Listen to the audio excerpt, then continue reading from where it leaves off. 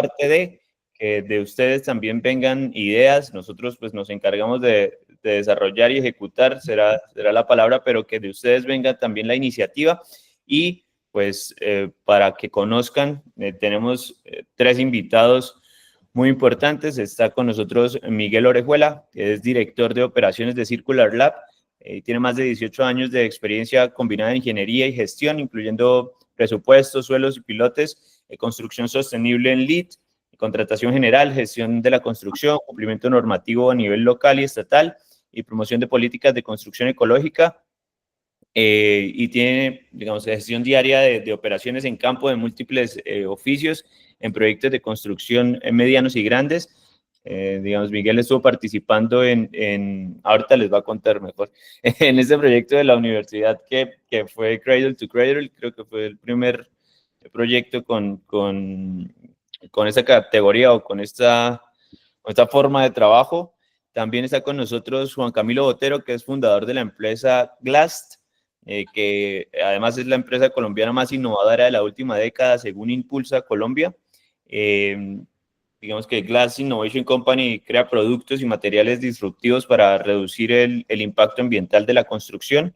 Y también está con nosotros Alexander Hernández, que es ingeniero mecánico, especialista en procesos de transformación de plásticos y del caucho, magíster en ingeniería con énfasis en polímeros. Tiene 8 años de experiencia como director técnico en la industria del caucho, 8 años de experiencia en la industria de los plásticos flexibles en contacto con alimentos, desarrollo de productos, materialización, barreras transparentes, hologramas, y 8 años como consultor senior de la ICIPC.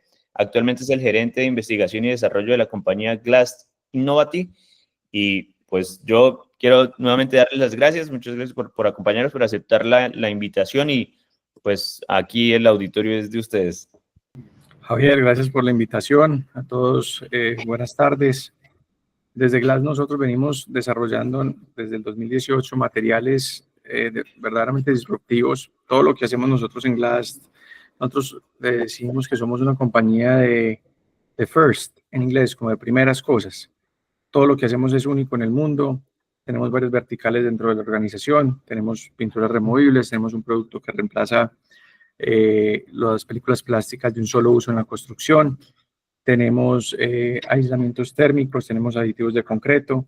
En aditivos de concreto somos la marca líder en Colombia por encima de multinacionales que todos conocen.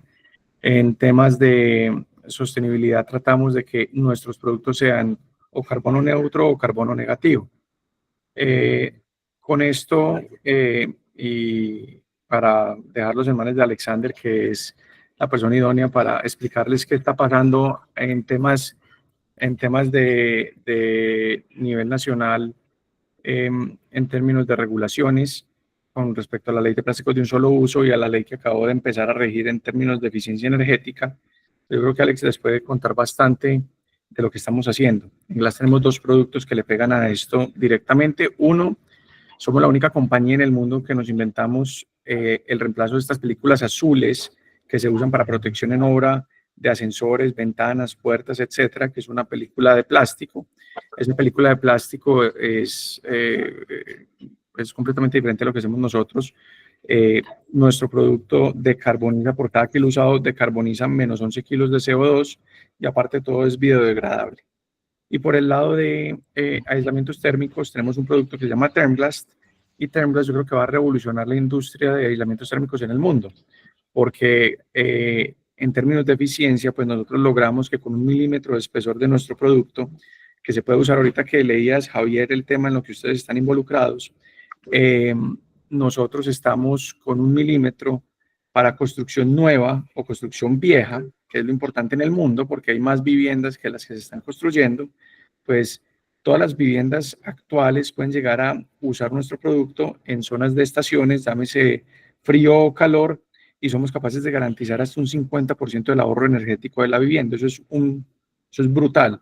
Y somos capaces que con este aislamiento térmico, por ejemplo, hicimos unas pruebas en Cali, aquí en Colombia, una de las mayores constructoras de vivienda de interés social del país, y un apartamento a otro ya tenía 7 grados de diferencia Celsius sin hacer nada, solamente con usar nuestro producto en interiores. Entonces, no siendo más, gracias por esta invitación. los dejo en manos de Alexander, que Alexander ya es la persona técnica que les va a explicar un poquito más sobre la legislación de plásticos de un solo uso y el riesgo que están corriendo muchos constructores en este momento por usar ese plástico azul, porque la multa les va a llegar en enero del próximo año sin saber lo que está pasando. Entonces, buenísimo que estén conectados, buenísimo que se puedan quedar y que al final les contemos lo que sale de productos nuestros en junio, que es Termglass. Entonces, Alex, te cedo la palabra y Javier, gracias por tenernos aquí con la parte de Camacol Santander. Muy bien, muy buenas tardes para todos. En efecto, como lo mencionaba Juan Camilo, Glass es una compañía que tiene como ADN, como objetivo en el desarrollo de sus productos, que sean inocuos para las personas y para el ambiente, que no tengan efectos nocivos sobre el ambiente. Y muy pertinentemente voy a comentarles un poco algo que ha pasado muy desapercibido, que muy poca gente ha prestado atención, especialmente en el sector de la construcción, que es donde, en el foro en el que estamos, es sobre los plásticos que se usan en el sector de la construcción. Pues todos que estamos en este medio sabemos que las fases constructivas son diferentes y en cada fase constructiva se usan ciertos tipos de materiales. Finalmente, cuando uno entra a la parte de acabados, y Glass entra en varias de estas etapas constructivas, pero vamos a hablar solamente de plásticos de un solo uso, en donde entramos fundamentalmente en la parte de acabados. En Colombia tiene básicamente tres tipos de forma de entregar una vivienda, una unidad habitacional, que puede ser en obra negra, gris o blanca, que son las unidades más valorizadas. Las unidades que se entregan en obra blanca tienen acabados finales, muchos de ellos más premium son no bis, y en este tipo de viviendas, en este tipo de construcciones, se requiere proteger esa obra blanca, que usualmente es bastante más costosa que la obra gris. Y para ello, como lo mencionaba Juan Camilo, se utilizan un montón de sistemas de protección, dentro de ellos uno muy comúnmente usado, que son los plásticos autoadhesivos. El más común de ellos es el plástico azul, que se utiliza para proteger vidrios, ventanas, paredes, ascensores y demás. ¿Y por qué se hace esto? Pues precisamente porque es preferible invertir en proteger las superficies que tener que reemplazarlas.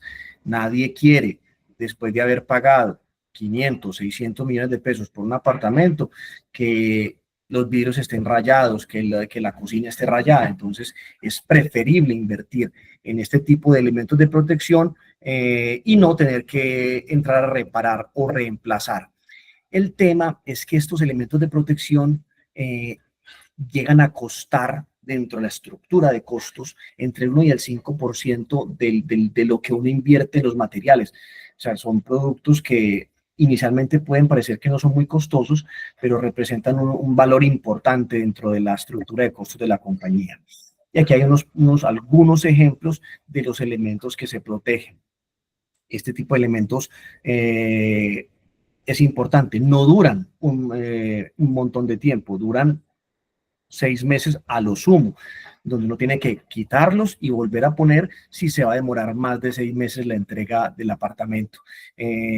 Si uno lo deja ahí, pues es mucho más difícil el retirar el elemento de ahí.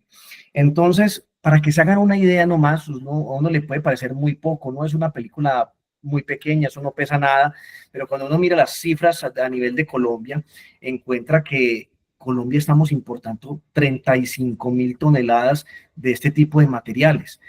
Es por esta la razón que el Ministerio de Ambiente puso foco en estos materiales, dentro de los muchos otros plásticos que se consideran de un solo uso, porque hay una preocupación creciente, no solamente en Colombia, sino a nivel mundial, de qué vamos a hacer con el problema de los plásticos de muy corta duración, llamados de un solo uso.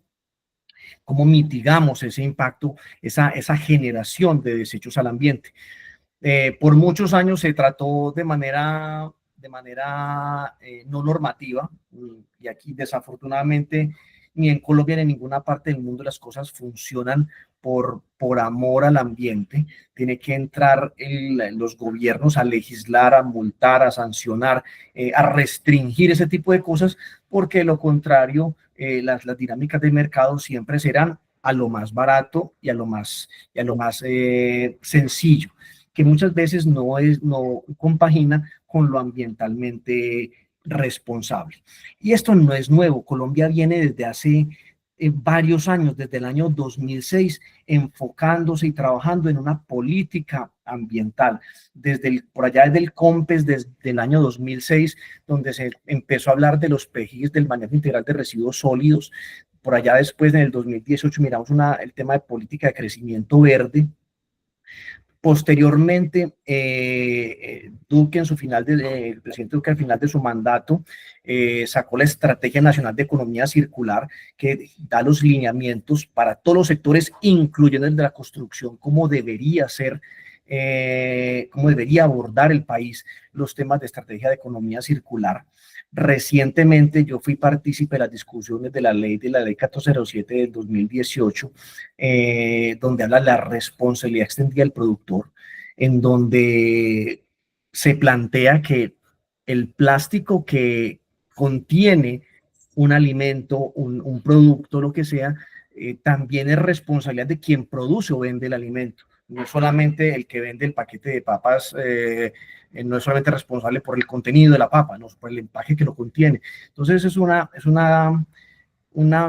estrategia en la cual varios gobiernos, y ya se han unificado mucho los criterios alrededor del mundo, que ha permitido que las grandes compañías inviertan y jalonen y hagan tracción sobre cómo reducir, reciclar, y ha permitido inyectarle una nueva dinámica a la economía. Y eso vino después, por allá en el año 2022, la ley de plásticos de un solo uso. Una ley que retoma un poco los conceptos que venían del ministerio con mucha mayor fuerza, que simplemente una reglamentación del ministerio, una ley de la República, que habla de que tenemos que hacer una transición, una reducción alrededor de los plásticos de un solo uso. Voy a mostrarles muy rápidamente que la ley se ha centrado, y mediáticamente hemos visto cosas que nos han parecido un poco lejanas al mundo de la construcción, y se centra mucho en el tema de los desechables, los vasitos, las bolsas, con lo que se cubren las prendas en las lavanderías, las bolsas del supermercado, ¿verdad? Que ya cuando salió la ley justamente y la reglamentación de la ley, pasamos como 15 días que no encontrábamos bolsas plásticas en los supermercados. Eso se convirtió en un tema complejo. También el tema de los pitillos, las etiquetas, el confeti y demás. Eso es digamos, lo más visible, lo que la gente del común observa y ve todos los días y usamos todos los días. Pero dentro de la ley hay un artículo pequeñito en donde dice, el artículo 17, que en lo que respecta a los plásticos en el sector de la construcción, para la protección de vidrios, puertas, baldosas, accesorios de baño, en el marco de la responsabilidad extendida del productor, deberán al año 2025, recuerden, eso se empezó en el 2022, deberán al año 2025 fabricarse como mínimo con el 80% de materia prima reciclada postconsumo o postindustrial. Miren en este apellido tan lindo, de origen nacional, es decir, puede ser reciclada, pero, ojo, que sea ese reciclado de origen nacional, porque nada me sirve a mí traer un material importado con un reciclado importado. Eso no hace mucho sentido para el país. Y ese porcentaje se incrementará al 90% al año 2030. Bueno, resulta que las leyes en Colombia, cuando uno entiende un poco cómo funciona esta dinámica de la legislación, una cosa es la ley, y esa ley tiene que posteriormente ser reglamentada por quien se encarga de hacer vigilancia a esa ley, en ese caso el Ministerio de Medio Ambiente. Esa reglamentación salió justamente el año pasado porque la ley simplemente da unos lineamientos generales, y eso después toca aterrizarlo un poco más a las dinámicas y realidades del país con unos cronogramas y unos temas, y eso apenas salió hasta el año pasado. Y el objetivo básicamente que plantea la ley es que tenemos que ser más conscientes y reducir el impacto ambiental. Y como no fuimos capaces de hacerlo de manera autónoma y consciente, se nos impuso por ley, con el objetivo también de que los rellenos no sean tan afectados, de que aumentáramos la sostenibilidad, de obligar a todo el sistema a hacer un uso más eficiente de los materiales con los que estamos trabajando. Y como toda ley, tiene unas reglamentaciones y es un cumplimiento, trae unas sanciones, que es el tema que también es importante que seamos muy conscientes y a veces, especialmente, digamos, en este sector que ha sido muy lejano a todos estos temas asociados con los plásticos que vimos tradicionales en toda la vida, eso también genera sanción, genera multas.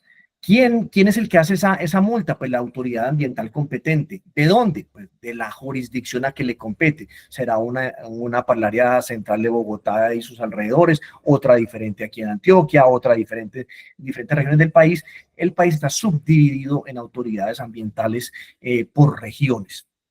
Y las multas por no cumplir lo que nos está diciendo esa ley oscilan entre 100 y 500 salarios mínimos, se decomisa todos los elementos plásticos que están en uso, se clausura o cierra temporalmente la obra, el local o negocio por hasta un mes y si hay reincidencia hasta un cierre definitivo del establecimiento, lo cual es un tema muy grave, especialmente en una construcción donde los tiempos y los cronogramas son vitales para el cumplimiento presupuestal de la misma.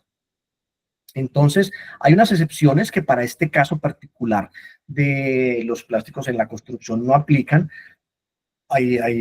como lo son plásticos con propósitos médicos, para tema de productos químicos agresivos que tiene su propia legislación, los alimentos y los insumos, los residuos peligrosos que se trata con los PEJIRs. Miren aquí, productos fabricados con material 100% reciclado nacional, eso también tiene su excepción. Y sustitutos con impactos más negativos. Entonces hay una serie de excepciones a ese cumplimiento, pero no son muchas. Como yo le decía, viene ahora la reglamentación que salió en mayo del año pasado, exactamente hace un año, salió la reglamentación y esto se revisa al corte del año. Hay un corte al cierre del 2024 y empieza a contar al cierre de este año, en donde aquí resalto el tema de plásticos en la construcción, que es lo que nos dice. Hay una tabla por años que va desde el 2024 hasta el 2030, en su mayoría de indicadores, y al 2040 para las botellas de PET, que es caso aparte. En el caso de plásticos de un solo uso, nos impone unas metas de recolección que arrancaron en el 40 el año pasado. Para este año debemos estar recogiendo el 50% y el 98% al 2030. Esa es relativamente sencilla de cumplir. Viene otra, el aprovechamiento. Dice que todos los envases y embalajes del sector de la construcción tienen que aprovecharse arrancando en el 40% y terminando en el 2030 en un 90%. Y vamos a ver que este tema de aprovechamiento en este tipo de plásticos específicamente, es muy difícil, casi imposible de cumplir con los plásticos tradicionales. Y viene aquí otro elemento, el contenido mínimo de materia prima reciclada nacional arranca en el 50%, para este año debemos estar en el 80% y termina en el 90% al 2030.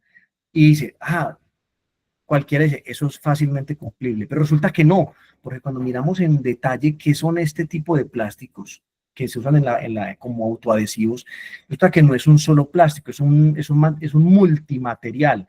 Los plásticos, imagínense las bolsas que usábamos en el supermercado anteriormente, esas bolsas no se pegan a nada. Hay que agregarles un elemento que las haga autoadhesivas.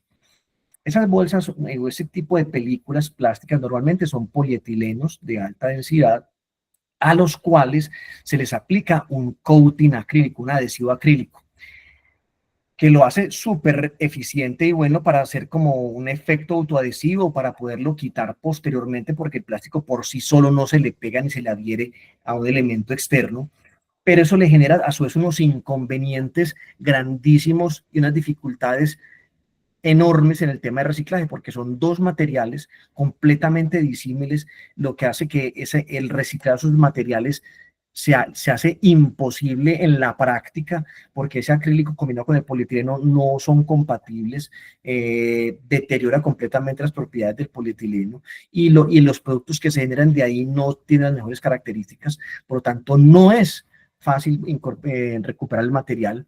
Con el otro agravante, estas películas no se fabrican en Colombia. Los fabricantes de estas películas o están en Estados Unidos, en Japón, algunos en Europa, por eso son importados, por eso los veíamos en unos slides un poco más atrás, donde traíamos 35.000 toneladas. ¿Por qué no se fabrican aquí en Colombia? Existen las capacidades, sí, pero el tamaño, así sea, para el mercado, el tamaño de mercado de Colombia no es lo suficientemente grande para montar una planta de estas características, de estos materiales. Por eso no ha sido del interés de los plastiqueros en Colombia meterse en este tipo de negocios. Es demasiado puntual. Entonces, eso hace que no hayan muchas alternativas. Y Glass lo visualizó mucho antes de que eso sucediera.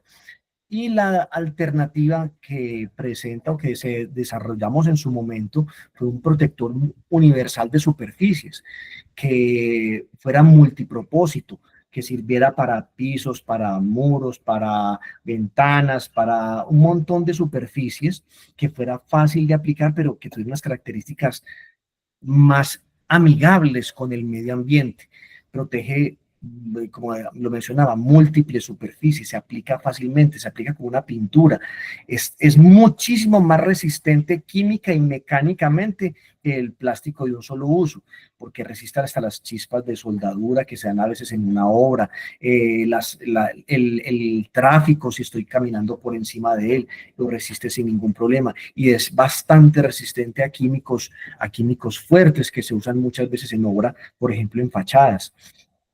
Por su naturaleza, por la característica en la que fue diseñado, suma puntos a las certificaciones de sostenibilidad y adicionalmente tiene una gran ventaja que no la tiene el plástico de un solo uso, y que es biodegradable. Lo hemos diseñado de tal manera que ese residuo que queda al final, para cuando yo retiro esa película, se degrade en un tiempo que va entre 1 y 2 años. ¿Cómo lo hemos validado? Aquí hay unas fotografías, lo hicimos internamente, validamos que eso sí fuera esa promesa lograble. Aquí ven fotos al cabo de 10 meses en una compostera tradicional sin mayores elementos, cómo se va disminuyendo la masa hasta que queda un hilito. Después de 12, 14 meses ya no se alcanzan a ver las partículas, por eso no hay fotos posteriores. Entonces, un producto que es metabolizable por bacterias, hongos y algas, que son los elementos que están presentes en el suelo. Eso es importante. También puede ser reciclable. Entonces, tenemos dos vías de cómo podemos hacer uso o disposición de estos residuos de una mejor manera que la que tienen los plásticos tradicionales. Y adicionalmente, con el Instituto del Plástico y del Caucho hicimos un análisis de ciclo de vida de esta solución de protector universal comparada con los plásticos de un solo uso, y nos entregó un balance muy positivo, en donde por cada kilogramo de protector que estamos utilizando, estamos capturando, es decir, estamos absorbiendo 11.5 kilogramos de CO2 equivalente. ¿Por qué? Porque la resina principal con la que está fabricado el protector universal proviene de cultivos de árboles que duran hasta 50 años. Eso permite que ese balance ambiental sea y pueda trasladarse hasta el producto directamente y sea muy positivo.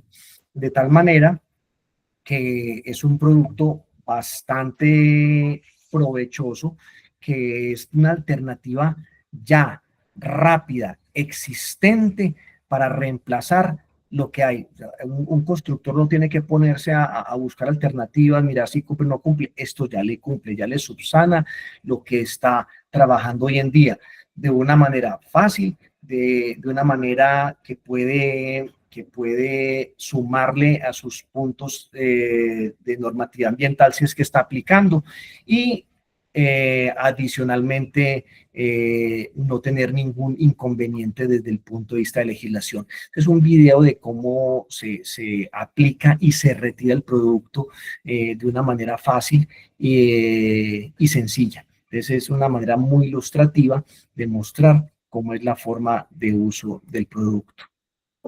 Muy bien. Ejemplos de éxito. Pues uno de los ejemplos que tuvimos el año pasado bastante bueno fue la restauración del edificio de Bancolombia en Bogotá. Toda la fachada, ambas caras del edificio fue remodelado completamente en su interior. Y pues ellos tenían que cambiar los materiales de la fachada, una remodelación, un rejuvenecimiento de la fachada, y para eso tenían que proteger toda la ventanería y los vidrios existentes, y en eso fue muy exitoso el protector universal en esa aplicación. Un constructor muy importante, Marval en Zipaquirá, donde las salas de ventas, cuando están en construcción de las salas de ventas, hay que hacer un tránsito muy intenso por parte de los operarios y obreros, y se cubre todo el tema de los pisos para proteger justamente las baldosas y los acabados. De esa manera se garantiza que no va a tener afectaciones los pisos y el porcelanato y demás, y muy exitoso. Han sido un par de ejemplos muy pequeños que muestran realmente cómo puede ser el uso y la alternativa. Entonces, este producto solamente le apunta a que no tengamos sanciones, a que estemos cumpliendo la ley, a que seamos carbono negativo, a que tengamos alternativas de disposición o cierre de ciclo para este material, de tal manera que es un producto que se convierte en un aliado muy estratégico en específico con respecto a alternativas para los plásticos de un solo uso. Quiero también aprovechar rápidamente para mostrar que otros productos de Glass, que son las tecnologías de desmoldantes de concreto, que también manejamos, que tienen ese mismo principio y entran en otra etapa constructiva de la obra, entran muy al principio de la obra, cuando estamos haciendo los vaciados de losas, de muros, en general cuando estamos vaciando concreto sobre alguna superficie. ¿Qué es lo que sucede? Pues el sistema, el desmoldante tiene una influencia muy importante sobre el acabado que da el concreto, el acabado, la apariencia y demás. Y ahora se usa mucho el concreto a la vista. Tradicionalmente, hasta ahora sigue siendo una presencia muy grande el tema de la CPM o diésel, pero eso genera un ambiente muy cargado. Todos los que han tenido la oportunidad de estar en obra, el ambiente es muy fuerte, es un alérgeno muy potente, con un agravante adicional. Puede que sea barato hoy en día. Cuando el CPM o el diésel llega a los 16.000 pesos, que debería llegar de acuerdo a lo que todos sabemos por el tema del hueco que tenemos en el Fondo de Estabilización de Precios de Combustible, que lleguemos a 16.000 pesos ya no va a ser tan rentable. El diésel puede que sea muy efectivo como desmoldante, pero tiene un efecto, y es que toca lavarlo después. Y si yo voy a colocar un pañete o un acabado sobre el muro, o lo tengo que picar, lo tengo que lavar, y eso genera unos costos adicionales que realmente se vuelven costos ocultos para las compañías cuando uno no alcanza a dimensionar qué es lo que tiene que hacer para limpiar la superficie y volver a aplicar un acabado sobre ella. También hay otras alternativas que todos conocemos, que son aceites quemados, ceras y grasas y demás, que también no son las mejores alternativas. Glass dijo, esta no es la solución, por aquí no es la cosa. Estamos pensando más bien en unos desmoldantes que sean sanos para el ambiente, sanos para las personas, que no afecten, que sean biodegradables, y sacamos una línea muy efectiva, muy potente, en donde nos hemos convertido y ganado un espacio muy importante, desplazando a los actores que han sido tradicionalmente líderes. Son desmoldantes que aportan también igualmente a las certificaciones LEED, CASA y EDGE. Son base agua, no son alérgicos, de hecho son como cremas de manos, son completamente humectantes y biodegradables, se aplican de la misma manera que la aplican hoy en día cualquier producto tradicional. No estamos cambiando la forma de aplicar las cosas, y aquí pueden observar un pequeño ejemplo de cómo se aplican los productos de una manera muy sencilla, con rodillo, brocha, trapero, estopa, se aplica muy fácilmente. Y la remoción posteriormente de la formaleta es supremamente sencilla. Miren el estado en el que están las formaletas, salen supremamente limpias, fáciles de sacar sin tener que estar golpeándolas ni demás. Y entonces eso ha hecho que sea muy ventajoso. Esta es otra forma de aplicación por aspersión de nuestros productos en otro tipo de formaletas. Entonces nos acomodamos a ese tipo de soluciones y hemos sido de verdad muy, muy exitosos en este proceso. Como pueden ver acá, salen con la mano, con acabados excelentes, no hay que golpearlas, eso aumenta la vida útil, aumenta la duración. Un juego de formaletas para un edificio puede estar entre 800, 1.000 millones de pesos. Es una inversión importante para la compañía que toca cuidarla, de tal manera que esta es una alternativa excelente. Y un elemento muy valioso es que no afecte el puente de adherencia. ¿Qué significa esto? Que como es un elemento que es biodegradable, que no afecta la superficie, no empieza a interactuar ni a funcionar como desmoldante para un estuco, para un pláster, para un acabado, una fachada. No tenemos que ni lavar, ni picar, ni hacer ese tipo de trabajos extras o adicionales para dar acabado. Este no se requiere. Entonces, esto es maravilloso para este tipo de soluciones. Por lo tanto, minimizamos el consumo de agua, mejoramos la apariencia y la duración de los elementos, con lo cual contribuimos, por supuesto, de manera muy importante con la sostenibilidad.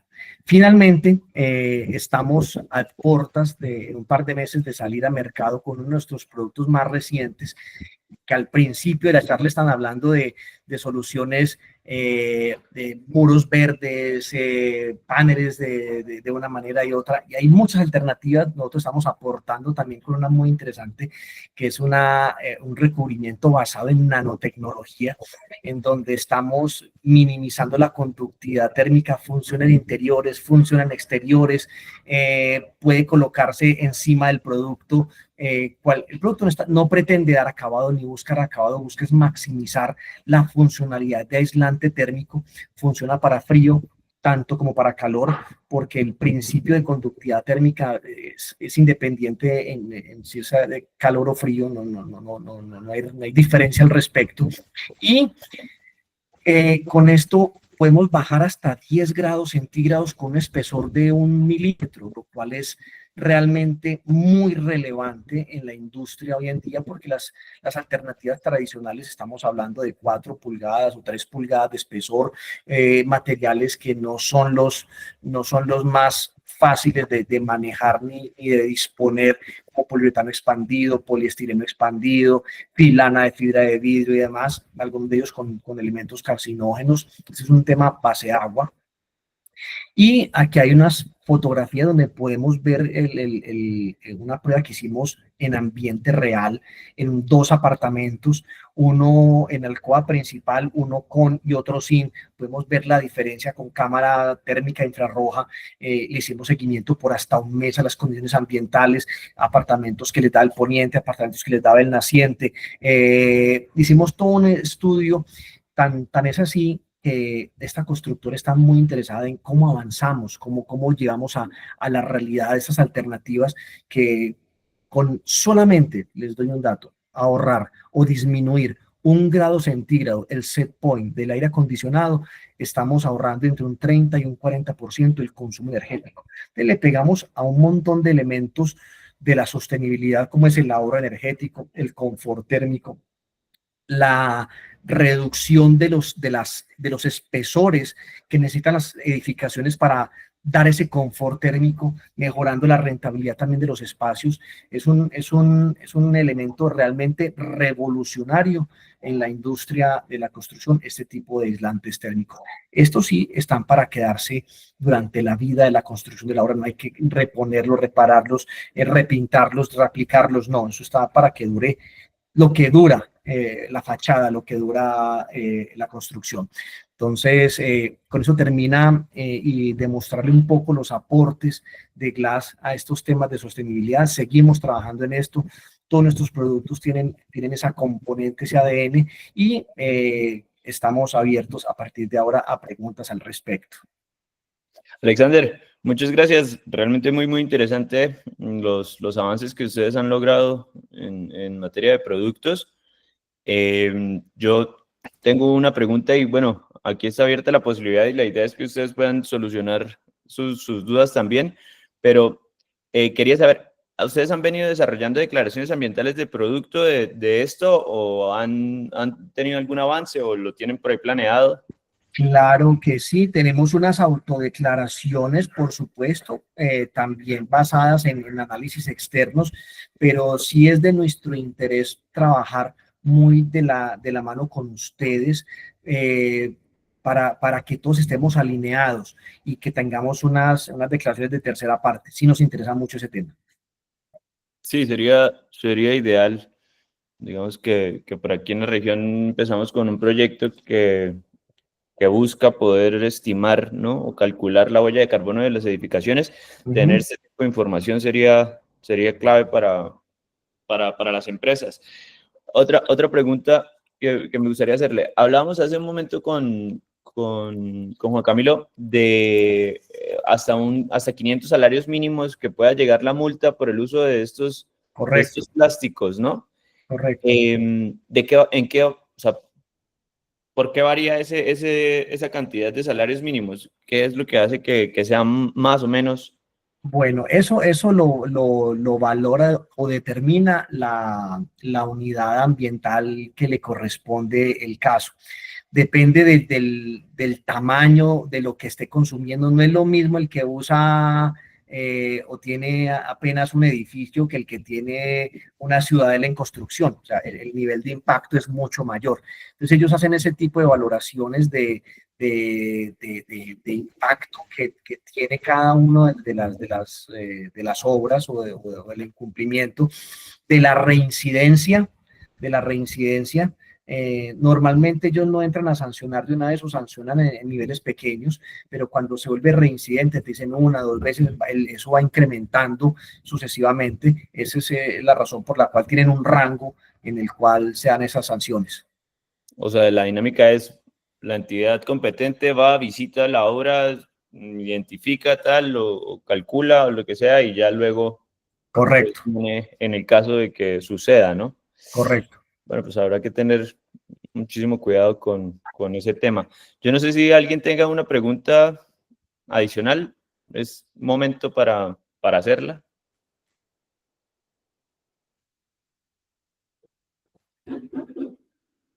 Bueno, pues por ahora no.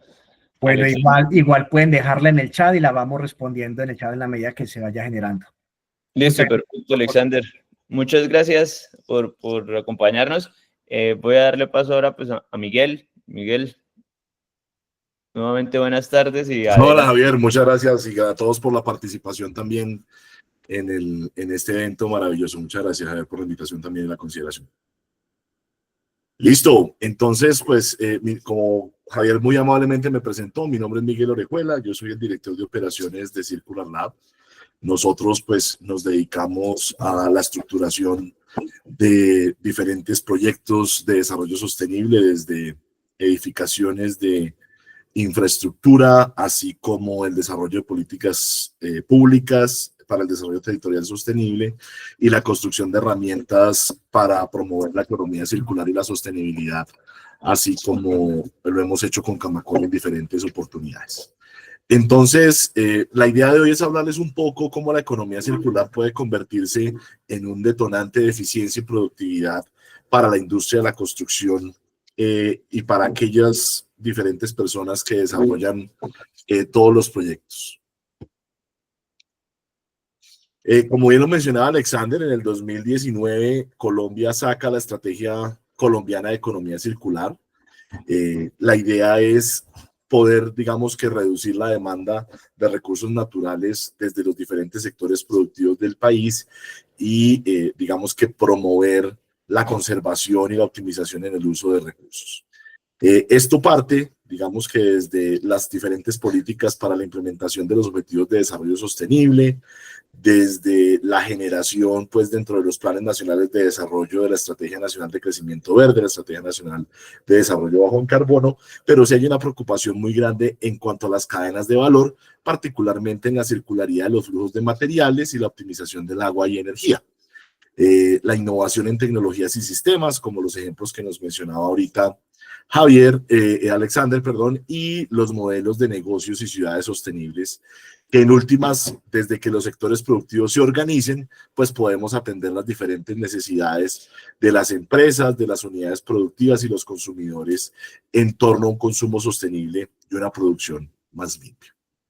Entonces, la industria de la construcción juega un papel fundamental dentro de esta política nacional de economía circular, en cuanto a que los flujos de materiales que son de importancia para el país, pues evidentemente son materiales industriales y de consumo masivo, envases, empaques, la biomasa, los flujos de energía, los flujos del agua y particularmente los flujos de materiales de construcción. Pero si se dan cuenta, lo que nosotros hacemos como desarrolladores, constructores de proyectos, pues evidentemente le pega a todas esas 6 líneas de alguna manera u otra.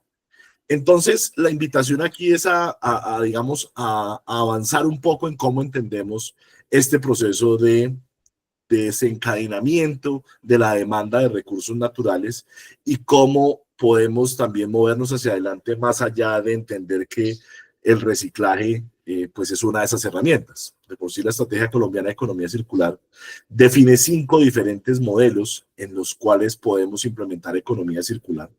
Y en nuestra experiencia, pues hemos tenido la oportunidad de implementarlo en diferentes proyectos de infraestructura que hemos logrado desarrollar, como han sido los edificios para la Universidad de AN, y adicionalmente, pues implementarlos también dentro de algunas de las políticas que hemos logrado atender en el desarrollo territorial sostenible, como el decreto de urbanismo y construcción sostenible para Bogotá, así como pues la herramienta de circularidad del TEC que hemos desarrollado con Camacol y con la cooperación suiza.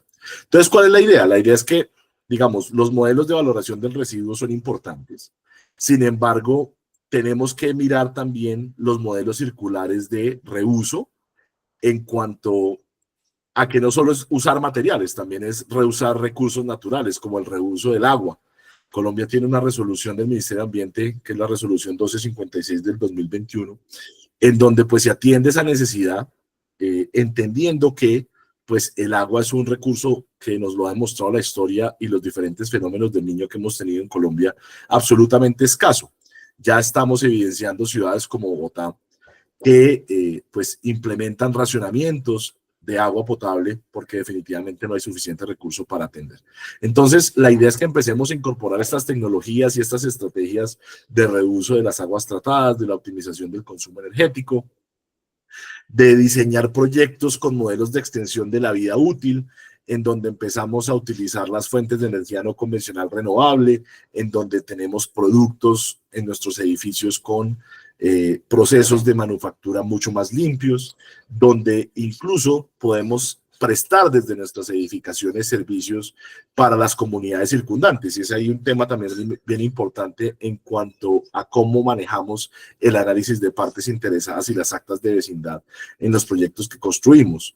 Muchas veces se nos olvida que el proyecto tiene que coexistir una vez esté terminado con un tejido social del vecindario y las áreas circundantes.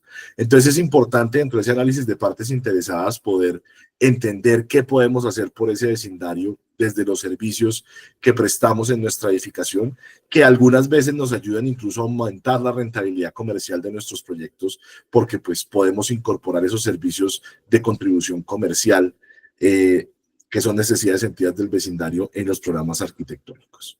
Y el último modelo, pues es los modelos de plataforma, cómo generamos dentro de la edificación un sistema de data logging o de inserción de datos, en donde los usuarios nos pueden compartir su experiencia, en donde podemos nosotros desde los BMS de las edificaciones informarle a los usuarios cómo está el consumo de energía, cómo está el consumo de agua en las edificaciones y entender un poco cómo optimizamos esa experiencia de ocupación de las edificaciones, promoviendo el ahorro de recursos, y adicionalmente, pues, mejorando la experiencia del ocupante a partir de preguntarle cómo se ha sentido, cómo encuentra el confort térmico, acústico, lumínico de su espacio, cómo fue su experiencia para movilizarse en la ciudad.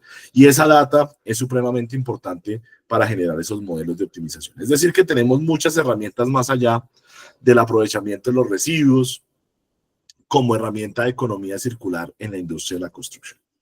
¿Pero qué requiere esta herramienta de economía circular? Pues que migremos un poco del modelo de cómo estamos entendiendo la sostenibilidad. Tenemos que pasar de ese modelo de John Elkington de 1984, de la prosperidad ambiental, económica y social, y empezar a entender un poco más cómo es ese relacionamiento ecológico entre lo humano y lo ambiental. Cómo empezamos a incorporar las connotaciones de la cultura en la estructuración arquitectónica y operacional de nuestros proyectos, y cómo a través de estos dos ejes promovemos y nos articulamos con actores de la política pública, perfeccionando ese Objetivo de Desarrollo Sostenible 17 de las alianzas público-privadas para el desarrollo sostenible, de manera tal que podamos tener diferentes reactivaciones en los eslabones económicos de la cadena de valor. Porque es que este modelo de las 3 líneas de fondo de Elkington, pues en últimas, en un sector tan competitivo y más que quienes desarrollamos proyectos de infraestructura lo sabemos, pues el tener esa variable, ese indicador de costo por metro cuadrado, pues en últimas, pues nos lleva a no poder incorporar muchas cosas que quisiéramos en los proyectos, porque nos va a sacar en ese mercado competitivo de la construcción, pues de ese promedio del costo por metro cuadrado. Entonces, si pensamos solo en eso y en la rentabilidad económica pura, pues vamos a terminar siempre en un modelo ambiental del mínimo legal posible, en un modelo social de cómo cumplimos el objeto contratado para los ocupantes y el cliente sin tener en cuenta las partes interesadas externas al proyecto, y seguiremos tomando decisiones de modelos lineales de inversión en cuanto a qué es lo más barato que yo pueda adquirir para el proyecto en términos de costo directo. Entonces aquí a lo que nos invita la economía circular aplicada a la construcción, pues evidentemente tiene que ver con una estructuración y diseño de los proyectos desarrollado en un entendimiento profundo de las partes interesadas, en un trabajo conjunto con proveedores y contratistas, en donde los procesos de demolición y obra civil se concluyen dentro de un proceso de reducción, reutilización y reciclaje y reparación de residuos de construcción y demolición para incorporarlos dentro de ese flujo de materiales nuevos para el proyecto, de materiales sostenibles y seguros para las personas y el ambiente, y evidentemente pues programas sociales orientados a las partes interesadas desde el proyecto, orientados también al mejoramiento también de la competitividad de ese encadenamiento productivo.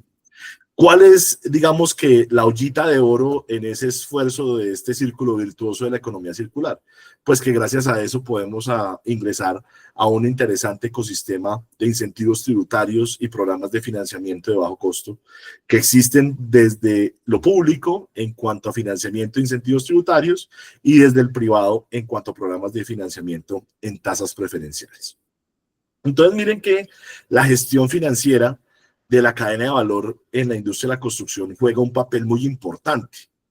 Si entendemos un poco lo que mencionaba el señor Porter, Michael Porter, cuando hablaba de esas cadenas de valor, pues evidentemente lo que le decía a las constructoras y a toda la industria era, mire, no se le olvide que además de hacer sus edificios, que se convierte en su actividad primaria de logística interna, operaciones, logística externa, cómo lo vende, cómo hace la postventa y cómo atiende a sus clientes a nivel de los servicios, no se le olvide que usted tiene unas actividades secundarias que sin ellas, pues la empresa no anda, y que inexorablemente tanto las actividades secundarias o actividades de soporte como las primarias están enlazadas para lograr el margen financiero de la operación. Es decir, si usted no le mete la cabeza a las actividades de soporte, no va a mejorar el margen operacional, así usted le meta toda la cabeza a las actividades primarias y viceversa.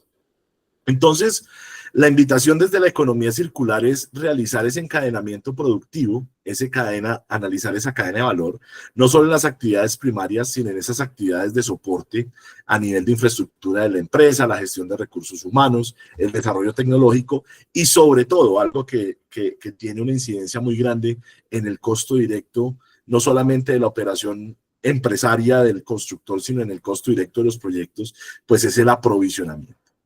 Entonces, existen diferentes formas de mejorar esa cadena de valor. Y una de ellas, pues, es entender que el proceso logístico de la obra, más allá de los requerimientos y necesidades a satisfacer, a lo que conlleva es a entender un poco cómo es el diseño y la planeación, cómo debo administrar el presupuesto y la contratación para lograr esa ejecución y ese aprovisionamiento que me permita un uso eficiente no solamente de los recursos del proyecto, sino de los recursos de mi organización.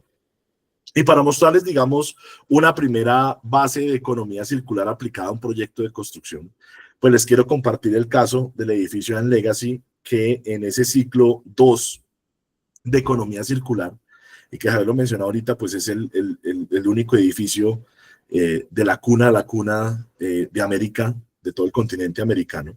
El segundo está en Europa, en Davos, Suiza. Pues logramos establecer diferentes modelos aplicados a diferentes fases del proceso constructivo. Una primera fase, pues fueron los procesos de demolición para lograr emplazar la nueva nave del edificio, en donde en el principio ecológico dijimos, venga, tenemos que reducir el volumen de los residuos dispuestos en los botaderos municipales, generar insumos para la fabricación de nuevos materiales y reducir el impacto ambiental de la generación de residuos del sector. Pero cuando nos pusimos a pensar en estos tres lineamientos, empezamos a mirar el eslabón de la cultura, y es, ¿qué necesitamos hacer? Pues, hombre, mejorar las competencias del recurso humano de la demolición y la construcción del proyecto para garantizar un manejo adecuado y una separación en fuente de esos RCDs.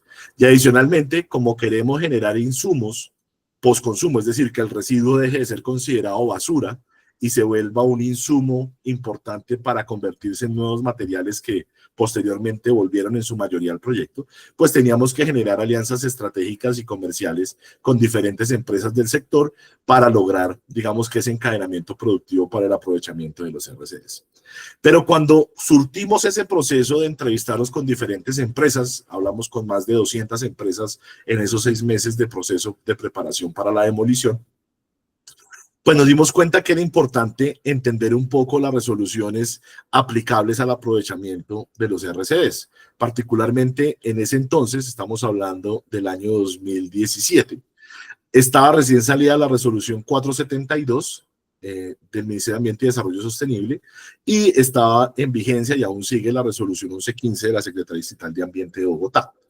Pero una de las grandes deficiencias que veíamos nosotros es que la resolución 472 pues lo que nos decía es, mire, usted como constructor tiene que ahorrar, tiene que aprovechar un porcentaje de RCDs equivalente a un porcentaje de los materiales que usted va a comprar para su proyecto, un 25%, es decir, del volumen total de materiales que usted compre para el edificio, coge ese volumen y multiplíquelo por el 25% y ese es el volumen de RCDs que usted tiene que aprovechar en sitio. Entonces, las preguntas que nosotros le decíamos al ministerio era como, venga, ¿y qué pasa si yo compro materiales prefabricados que no me generan residuos? ¿De dónde me invento esas cuantías de residuos que no voy a generar? Porque, pues, como usted me está haciendo comparar el residuo con los materiales que compro, que no son dos variables directamente proporcionales, pues explíquenos cómo lo hacemos. ¿Y por qué tengo que usarlo en sitio? ¿Qué pasa si el vecino lo necesita? ¿Qué pasa si otras empresas, y les mostramos el inventario de las 200 empresas que podían utilizar nuestros residuos? ¿Qué pasa si ellos me lo quieren recibir o me lo quieren comprar? Entonces no me vale, pero aún así los estoy desviando de botadero. Entonces llegamos a un acuerdo con el Ministerio de Ambiente y Desarrollo Sostenible en cómo sentar un modelo de economía circular para el aprovechamiento del RCD, donde a nivel económico, pues validamos la rentabilidad de la gestión de los materiales de RCD en economía circular para las obras y adicionalmente, pues mejoramos la competitividad de todos aquellos contratistas que participaron del proyecto. Entonces, el proceso fue un proceso muy chévere porque empezamos a comparar cómo era el proceso de gestión de los residuos de Bogotá en el 2017, donde nos dimos cuenta que primaba mucho para los pequeños generadores la disposición irregular o irreglamentaria de los RCDs, que en últimas se volvía problema de la UASP y de la policía, y de cómo, digamos que los grandes generadores estaban pagando cantidades exorbitantes de dinero para lograr una disposición final en sitios autorizados, más o menos 23.000 pesos por metro cúbico en ese entonces. Entonces, una de las primeras cosas que nosotros hicimos fue, pues dentro de esa cadena de valor, apoyarnos del Ministerio, de la Secretaría Distrital de Ambiente, del Consejo Colombiano de Construcción Sostenible y de la Red de Gestión de Residuos Sólidos de la Política Nacional de Economía Circular, hacer la cubicación de los posibles residuos de construcción y demolición que íbamos a generar en el proyecto, y empezamos a hablar con diferentes gestores y comercializadores de algunos residuos diferentes a los RCDs y empezamos a caracterizar nuestros residuos, a mostrarles volúmenes, y de ahí establecimos un posible proceso de aprovechamiento, o si necesitábamos disposición sí o sí, pues cómo disponerlo, y buscamos un mercado que estaba constituido para aprovecharlo en simbiosis industrial en empresas de la industria de la construcción, y adicionalmente en algunos proyectos sociales en mejoramiento de vivienda rural para escenarios en donde pues algunos de estos materiales era difícil disponer, difícil aprovechar, en transformación de simbiosis industrial, y empezamos a incorporarlos a proyectos sociales directamente, y otros que pues pudimos identificar un uso en el comercio en general. ¿Cuáles fueron los resultados financieros de esto? Pues lo que ven ahí en el video es el Colegio Albernia, pues era la nave que estaba emplazada antes de que estuviera el edificio Legacy ahí, y antes de arrancar esta travesía del aprovechamiento de los residuos de construcción y demolición, teníamos un presupuesto ambiental del proyecto de unas demoliciones que costaban 158 millones de pesos, un retiro y disposición de residuos que costaba 177 millones de pesos, y unos servicios ambientales para atender, digamos que la documentación que requiere la normativa, de 71 millones de pesos. Eso más o menos unos 400 millones largos de pesos en ese presupuesto ambiental. Pero cuando miramos el proceso de aprovechamiento, hicimos el levantamiento con las empresas, nos dimos cuenta que podíamos comercializar casi la totalidad de todos los residuos de construcción y demolición que podíamos generar en el proyecto. Es decir, que esos 177 millones de pesos no los íbamos a gastar. Ahora bien, la demolición se incrementó en algo porque le dijimos al demoledor, usted no se puede llevar todo el residuo, lo vamos a gestionar directamente en la obra con los aliados estratégicos que tenemos para la simbiosis industrial, y necesitamos, digamos que más esfuerzo en servicios ambientales. Entonces se duplicó el presupuesto de servicios ambientales del proyecto, para un total de 319 millones de pesos. Ustedes dirán, pero Miguel, ¿dónde está el ahorro si usted subió el costo de la demolición y duplicó el costo de servicios ambientales? Pues está en esos 177 millones de pesos que ya no iba a gastar en disposición, porque gracias a ese mapeo de la cadena de valor que hicimos de simbiosis industrial, logramos comercializar pues 137 millones de pesos en residuos de construcción y demolición. Pasamos de ese modelo de gasto de 23.000 pesos por metro cúbico dispuesto a 15.000 pesos por metro cúbico aprovechado en simbiosis industrial, y cumplimos la reutilización que nos pedía la resolución 472, pero digamos que aprovechamos 94 millones de pesos de residuos que no tuvimos que disponer. Entonces, si miramos, sin contar ya los 177 millones de pesos que no íbamos a gastar, pues el ahorro neto para este proceso de demolición fue de 231 millones de pesos. Eso es un indicador supremamente gigantesco de las posibilidades que existe en ese segundo nivel de ciclo de economía circular, que es ese encadenamiento productivo para la extensión de los modelos de vida útil. Ahora bien, aprovechar el 99.73% de los residuos totales de construcción y demolición generados por el proyecto, pues además es supremamente benéfico para la ciudad, porque no se van residuos a botadero, para el país, porque pues se preserva a través de esa simbiosis industrial, se reduce la demanda de materiales vírgenes en la construcción de nuevos materiales. Y pues después de que logramos eso, pues empezamos a mirar, bueno, ¿y qué más podemos hacer? Y empezamos a estudiar definitivamente esa gestión de proveedores del proyecto. Los modelos de adquisición convencionales funcionan, pero hay muchos costos ocultos dentro de esa emisión de órdenes, solicitar ofertas, evaluar las ofertas, sacar la orden de compra, seguimientos, embalajes, recepción. Hay muchos reprocesos y hay muchos costos ocultos. Entonces, lo que empezamos a hacer fue mirar mecanismos de compras y optimización de las compras de otras industrias diferentes a la construcción. Y llegamos al modelo Kralhig, que es un modelo nuevecito, es de 1965, que utilizan las empresas, digamos, logísticas para reducir sus costos operacionales y optimizar el margen. Entonces, cuando empezamos a mirar a Kralhig, nos dimos cuenta que había una gran posibilidad de modificar un poco el modelo de adquisiciones,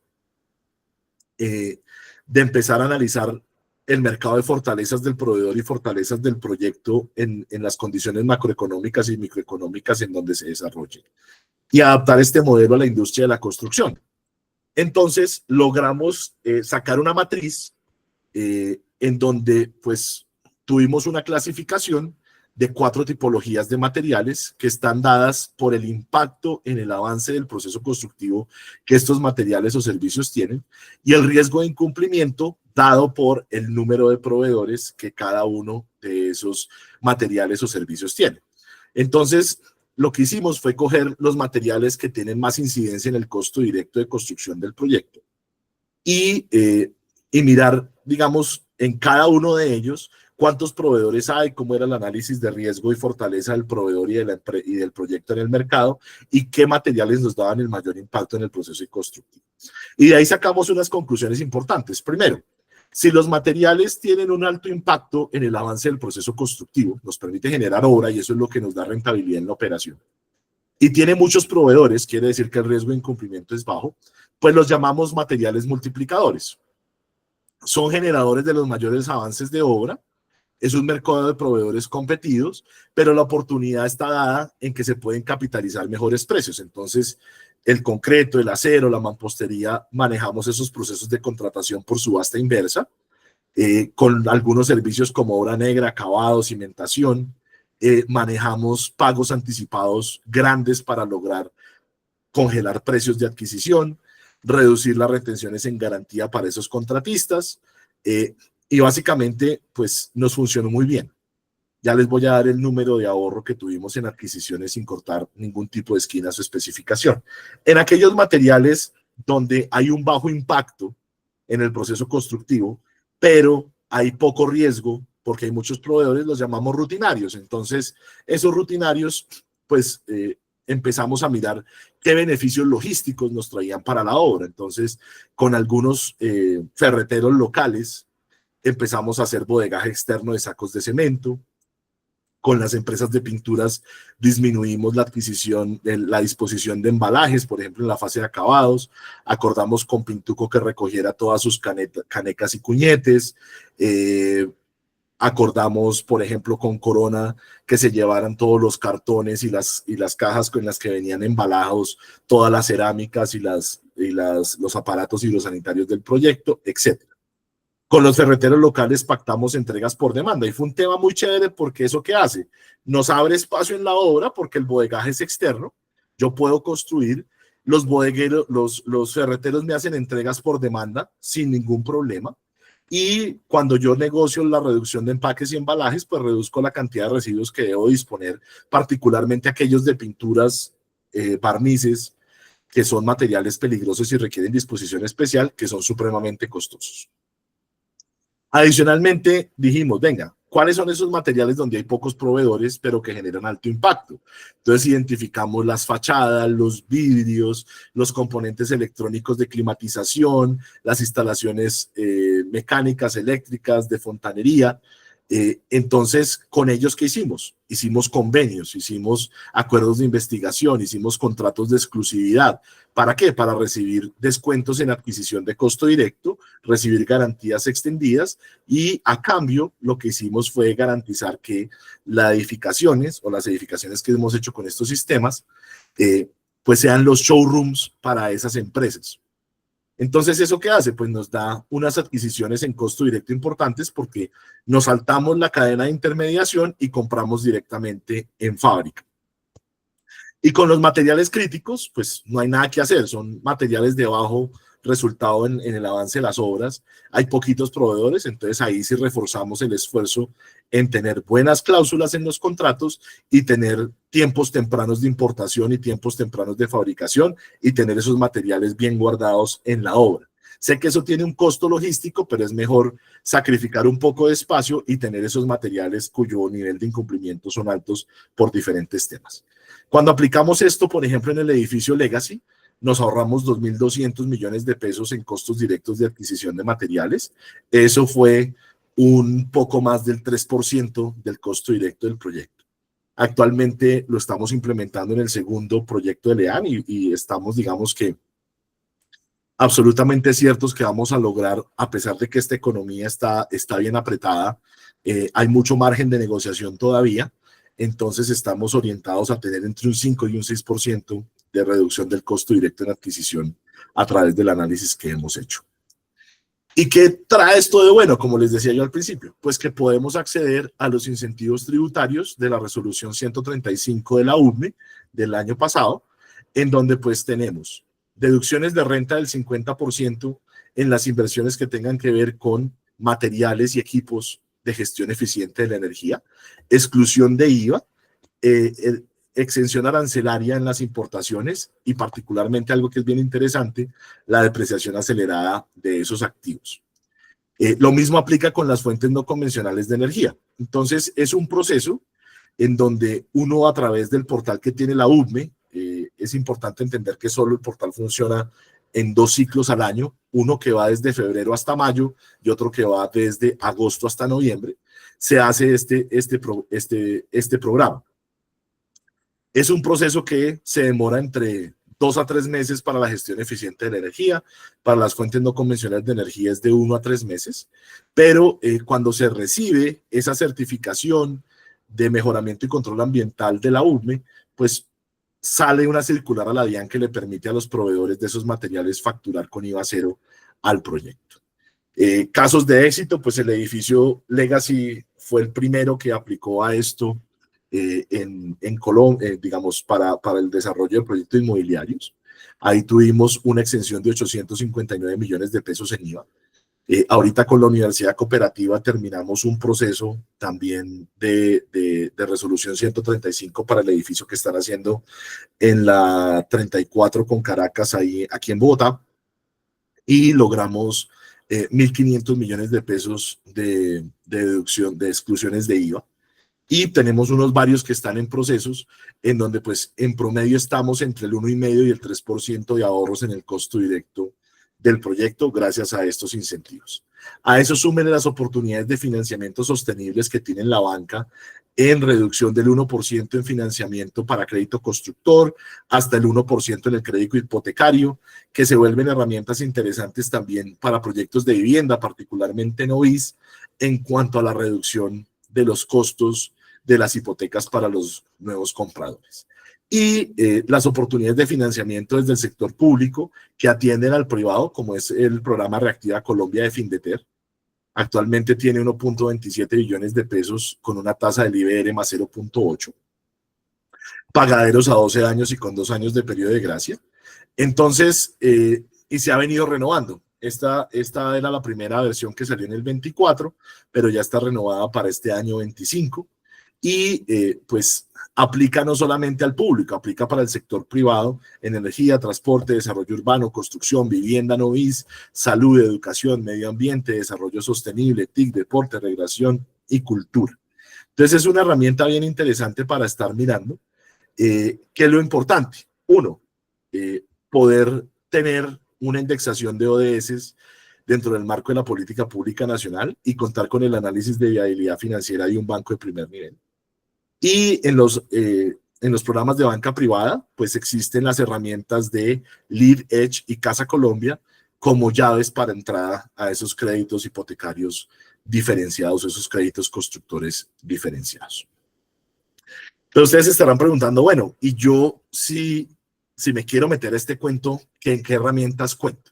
Entonces, con Camacol, como les mencionaba, y la cooperación suiza, desarrollamos el TEC, que es el Toolkit de Economía Circular para la Construcción. Y es básicamente una herramienta digital que busca permitir a cada uno de los eslabones de la cadena de valor, fabricantes de materiales, diseñadores, consultores, constructores, gestores de RCDs, operaciones de edificaciones, poder hacer una autoevaluación de cuál es su nivel de circularidad. Entonces entran a la plataforma, esto está en la página de Camacol, ustedes en Google ponen Tech de Camacol y los lleva al portal, se loguean con su información, como crear una cuenta de correo electrónico, y básicamente, después de resolver unas breves preguntas, la herramienta les va a decir si ustedes se encuentran en un nivel D, un nivel C, un nivel B, un nivel A de circularidad. Pero la herramienta no se queda ahí.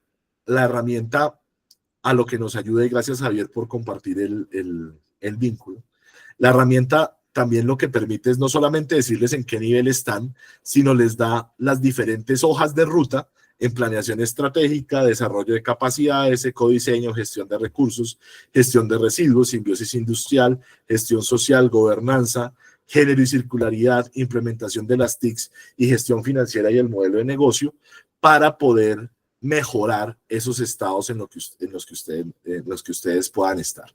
¿Qué es lo interesante? Pues que este modelo y esta herramienta califica esas categorías individualmente y les permite saber, por ejemplo, en este caso, para esta empresa de ejemplo, está en calificación B en las primeras 5 categorías. En simbiosis industrial está en C, pero le está yendo muy bien en gestión social y gobernanza, en implementación TIC. Entonces, siempre saca unas hojas de ruta personalizadas para que ustedes, pues evidentemente, puedan lograr esa mejora en la circularidad, entender mejor no solamente los proyectos o los productos circulares, sino también volver su empresa una empresa sostenible y circular. Les agradezco mucho, eso es lo que quería contarles, agradeciendo nuevamente a Javier y a Camacol Santander por la invitación, y pues quedo atento a cualquier inquietud que pueda existir. Muchas gracias. Oiga, Miguel, ahí la chiva del nuevo edificio de la EAN, no me la sabía, ¿y qué? ¿Y también quieren que sea Cradle to Cradle? Con el nuevo edificio de la EAN estamos apostándole a una nueva metodología. Digamos, el edificio va a ser Cradle to Cradle por defecto. Ajá. Le estamos apuntando a una filosofía nueva que se llama Human. Sí. No les puedo contar mucho del edificio porque estamos en una parte bien compleja de confidencialidad, pero ya estamos a un mes de poderlo develar en todo detalle. Entonces te voy chiviando para ver si hacemos una sesión y les contamos. Les puedo adelantar que es un edificio desde la filosofía Humanize que hace un análisis profundo de las partes interesadas. Incluso estamos trabajando con 6 comunidades indígenas del país para desarrollar nuevos materiales de construcción con saberes ancestrales aplicables a la industria de la construcción. Estamos trabajando con Artesanías de Colombia en ese esfuerzo, y pues estamos también trabajando con Brigitte Baptiste en el desarrollo de una metodología de jardines biodiversos como parte del paisajismo del proyecto, y con Diana Wiesner. Es una cosa bien interesante que pues ojalá podamos mostrarles más adelante. Luego nos va contando, Miguel. Uh-huh. Si hay alguna pregunta, pues aprovechamos para hacerla. Si no, pues pasamos aquí al último punto de la agenda, que la idea es conformar los pilares del comité con ustedes que están participando. Entonces, ¿por ahí alguien levantando la mano o algo? No. Pues parece que todo muy claro, Miguel. Listo, excelente. Bueno, Javier, nuevamente gracias a ti y a todos por la atención y bueno. Vale, quedamos por ahí en contacto y cualquier cosa pues le voy contando, Miguel. Claro que sí. Vale, hasta luego. Gracias, adiós. Bueno, pues les quiero mostrar aquí rápidamente para poder terminar a la hora. El Comité de Sostenibilidad, digamos que, como les mencionaba hace un rato, comenzó el año pasado, en mayo.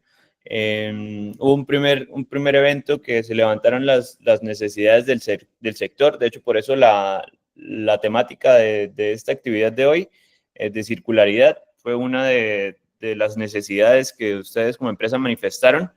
La idea es poder reactivarlo y pues darle un poco más de dinámica. Para esto queremos conformar 3 pilares. Un primer pilar que es el de proyectos, el segundo es el de investigación y desarrollo y el tercero es de gobernanza y responsabilidad social. Digamos que el de proyectos es poder desarrollar iniciativas innovadoras y sostenibles, digamos, con ustedes de la mano. De investigación y desarrollo, pues explorar nuevas tecnologías y modelos circulares y de gobernanza, pues establecer las políticas y cumplimiento de este comité, ¿no? De cómo lo vamos a conformar, quién va a tener responsabilidad de tal cosa y pues cuáles son las actividades que vamos a desarrollar, ¿no? A priorizar. ¿No? Es que en proyectos lo que buscamos son temas de innovación para reducir el consumo de recursos y disminuir los residuos. Luego en ecodiseño, pues también temas muy enfocados en temas de diseño sostenible y en financiamiento, pues identificar unas fuentes de financiamiento que podamos obtener, ¿no? Para desarrollar los proyectos.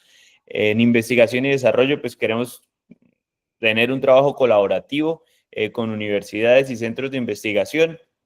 También queremos tratar temas de innovación, desarrollo de tecnologías y modelo de negocios circulares y de evaluación para poder hacer el seguimiento de los proyectos y llegar, digamos, en cierto punto si las universidades o los aliados están interesados en hacer publicaciones científicas.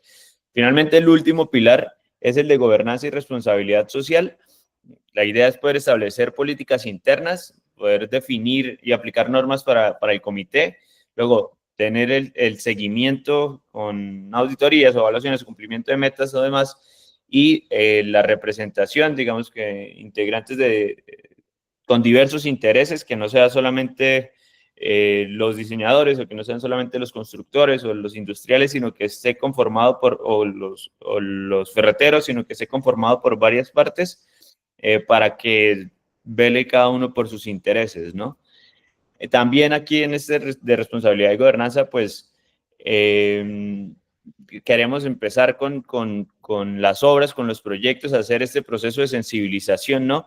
Poder crear conciencia con la comunidad, luego capacitación y herramientas que poder tenerlos a ustedes al día con lo que pase, con productos innovadores, con metodologías que funcionan y luego, pues, lo que queremos es fomentar el involucramiento activo de programas sociales y de equidad de género al interior de las empresas, ¿no? Que también es importante. Entonces, digamos, para esto, lo que queremos hacer es contar con 3 canales de comunicación, podría ser. Entonces, para estos mensajes así de recordatorios o mensajes cortos, digamos que tengamos así algo de urgencia, pues lo que queremos es utilizar WhatsApp. Entonces, ¿qué va a pasar? Ahorita mismo les voy a mostrar un código QR. La idea es que ustedes puedan seleccionar el pilar al que ustedes quieran participar, en el que quieran hacer parte. Y con esto, pues vamos a hacer 3 grupos de WhatsApp. Obviamente la comunicación será para estos temas puntuales. Los que ya están, digamos, en otros grupos de WhatsApp saben que es como solamente para lo importante y primordial. Luego por correo electrónico, pues para poderles entregar una información más detallada, unos informes oficiales de cómo va avanzando y pues el Meet para poder hacer las reuniones virtuales y para coordinar y para hacer seguimiento, ¿no? ¿Qué es lo que queremos hacer? Pues unas actividades complementarias que son webinars, que son conferencias, que es formación y sensibilización, digamos, para que también empiecen a surgir ideas. Y pues los próximos pasos es al menos tener unas reuniones bimensuales con el comité, con los pilares de trabajo y unas actividades también bimensuales, webinars y capacitaciones para que ustedes estén enterados. La visión es pues, poder construir juntos un futuro circular y sostenible para Santander. Y pues, ¿cómo vamos? Digamos que en la primera convocatoria que se hizo en mayo del año pasado hubo 58 asistentes. A esta convocatoria hubo 65 inscritos. Lo que, digamos, de lo que se respondió en la encuesta, 27% de los 65 pues son integrantes del comité desde el inicio, desde el año pasado. Luego el 44 no son integrantes desde el inicio y luego hay un 29% que no saben, no responden, no se entregó. Luego, de esos que respondieron, de los integrantes y no integrantes, el 56% quiere hacer parte del pilar de proyectos, el 16% del pilar de investigación, el 16% del pilar de gobernanza y un 12% no quiere hacer parte de ninguno de los pilares. ¿En qué hemos venido trabajando? Hay un proyecto que se acaba de entregar, una propuesta, se llama Santander Natural. Lo que queremos es desarrollar o priorizar soluciones basadas en la naturaleza para poder hacer el aprovechamiento de aguas lluvias dentro de los proyectos, tener, digamos que unas soluciones identificadas, 3 priorizadas, poder construirlas o hacer como los pilotos en alguno de los proyectos de las empresas de Camacol Santander. Luego, pues tiene una duración de 20 meses y un presupuesto de 730 millones. Y los aliados, pues estuvo Camacol, digamos, lidera la iniciativa. Está de aliado el Acueducto Metropolitano de Bucaramanga, el Centro de Competitividad y Productividad del Oriente, CPC, y Alianza Biocuenca. Vamos a tener resultados dentro de unos meses, pero esperamos que nos lo puedan asignar. Creo que es o sea, la gente coincide en que es una iniciativa interesante y pues ganadora. Y pues también para que puedan estar enterados, pues, así como hay un comité de sostenibilidad, pues también se va a conformar un comité urbano, un comité industrial y un comité comercial. Y pues aquí es donde estamos necesitando la ayuda de ustedes, y es poder que ustedes puedan escanear este código QR en estos momentos para que podamos tener, digamos, conocer el interés de ustedes pues, en cuál comité, en cuál pilar, perdón, quieren estar, y pues con esto ya podemos conformar unos grupos de WhatsApp, pues los 3 grupos, para mantenerlos ahí al tanto y en comunicación, ¿no? No sé si haya alguna pregunta por el momento. Ahí, aquí no sé si se puede ver, pero a ver.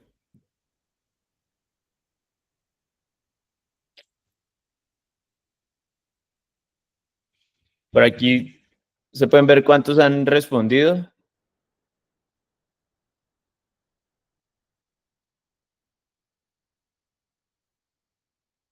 Bueno, por el momento, digamos, no va ninguno, pero sí espero que puedan hacerlo. Voy a volver a poner el código QR.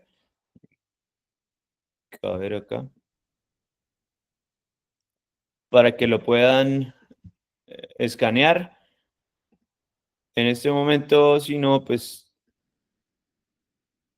también les comparto el link por aquí por el chat. Bueno, ya vieron que no había ninguno. Ya tenemos los primeros.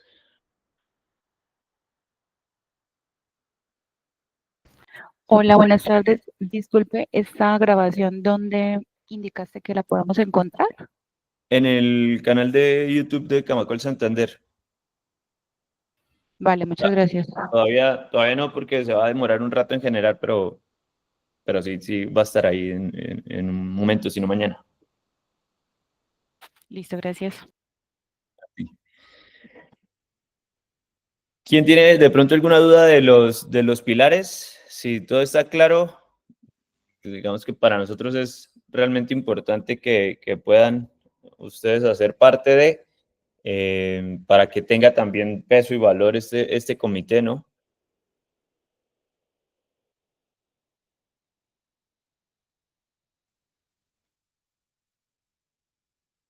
Voy a dejar de grabar justo en este momento, ya